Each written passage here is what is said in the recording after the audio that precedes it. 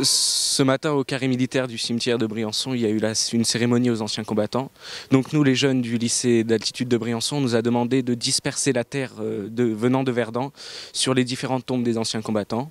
Donc on l'a fait et c'était en sorte pour ramener une partie de nos anciens combattants sur Briançon, sachant que c'est pas possible car ils ont été enterrés à la hâte dans un trou d'obus.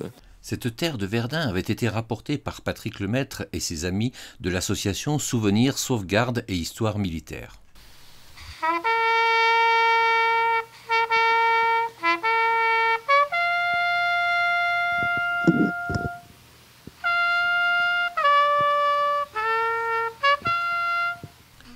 Le général Klein, président de la Fédération des soldats de montagne, était lui aussi présent à Briançon pour la cérémonie. C'est un bon moment d'émotion parce que répandre cette terre de Verdun, comme j'ai pu le dire dans mon petit discours, pour moi c'est une terre qui est sacrée parce qu'elle est mêlée avec le sang de nos anciens soldats de montagne qui ont combattu à Verdun et au Fort de Vaux. Un général d'autant plus ému qu'il a lui-même commandé le 159e régiment d'infanterie alpine à Briançon. C'est un grand moment cette année parce qu'on a vu le quartier disparaître petit à petit. Donc en effet, c'est pour moi un grand moment. J'ai commandé le 15-9 il y a juste 25 ans. Donc, donc un quart de siècle.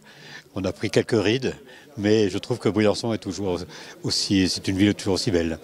Aux côtés des représentants des associations d'anciens combattants, les jeunes du lycée de Briançon ont participé au devoir de mémoire. En tant que jeune, je pense que c'est très important de venir là parce que nous sommes l'avenir un peu et c'est important de faire en sorte que la mémoire perdure et donc c'est important d'accomplir ce geste de mettre la terre de Verdun sur les tombes de nos anciens combattants pour justement que cette mémoire puisse perdurer tout au long de l'histoire. Voilà.